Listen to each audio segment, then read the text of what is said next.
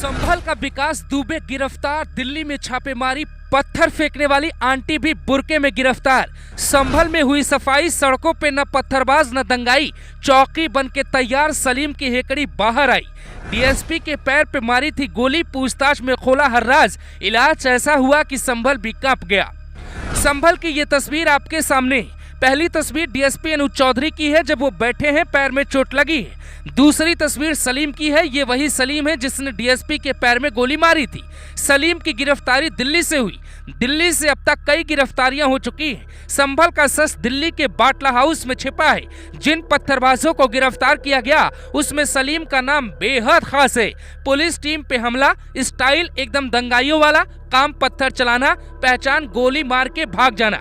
सलीम के साथ एक बुर्के वाली आंटी की गिरफ्तारी भी हुई है। उनकी कहानी भी सुनिए। मस्जिद के पास वाली गली में इनका मकान है। आंटी बुर्का पहन के छत पर जाती है, वहाँ से दे दनादन पत्थर फेंकती है। ये पत्थर नीचे खड़े पुलिस वालों के सिर पे गिर रहे थे। आंटी की पहचान करने में संभल के आईपीएस को लंबा वक्त लग गया, लेकिन गिरफ्तारी के बाद जो सच बताया वो हैरान कर देगा। तो पहले सलीम का कांड, फिर बुर्के वाली आंटी का पूरा हिसाब सुनिए।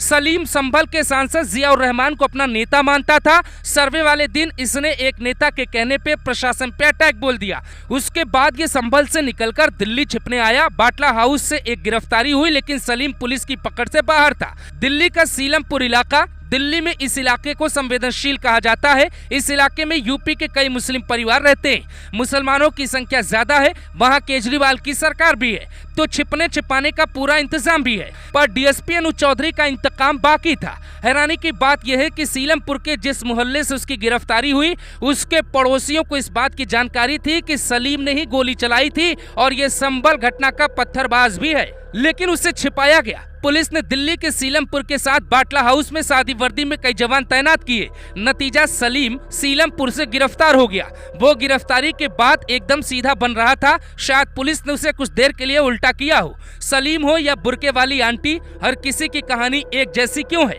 उस दिन सुबह आंटी पत्थर फेंककर गायब हो गई। वीडियो में साफ देखा जा सकता है कैसे पत्थर पे पत्थर मारा जा रहा है। सलीम के बाद बुर्के वाली आंटी की गिरफ्तारी पे भी एक चौंकाने वाला खुलासा हुआ। छत पे पत्थर कई दिन पहले से ही जमा किए। आंटी को किसी ने कहा था जब पुलिस सर्वे के लिए आए तो छत से पत्थर फेंकना, देखना पत्थर एकदम सिर पे लगे, पुलिस भाग जाएगी, लौट जाएगी, डर जाएगी और योगी की बेइज्जती हो जाएगी। सलीम और आंटी को मिलाकर अब तक 53 दंगाइयों को जेल में डाला जा चुका है। अभी कई गिरफ्तारियां बाकी है। सांसद बर्क का नाम भी इसी में जुड़ने वाला है, क्योंकि हाईकोर्ट ने कहा याचिका खारिज करते हैं। बर्क साहब न संभल में छिप पाएंगे, न संसद में रह पाएंगे। सलाखें हो रही हैं तैयार, पुलिस कर रही है उनका भी पूरा इंतजाम। सलीम ने ही चलाई थी गोली, उसकी हुई पूछताछ तो उसने ले लिया है संभल सांसद का नाम। एक एफआईआर, फिर 2 एफआईआर और उसके बाद जनवरी जाते जाते संभल के सांसद बर्क साहब की भी विदाई होगी। ससुराल होगी जेल, खातेदारी करेगी यूपी पुलिस और कोर्ट सुनाएगा फैसला, क्योंकि संभल का गहरा राज अभी खुला नहीं। उस दिन खुलेगा जिस दिन सांसद साहब को भी जेल होगी।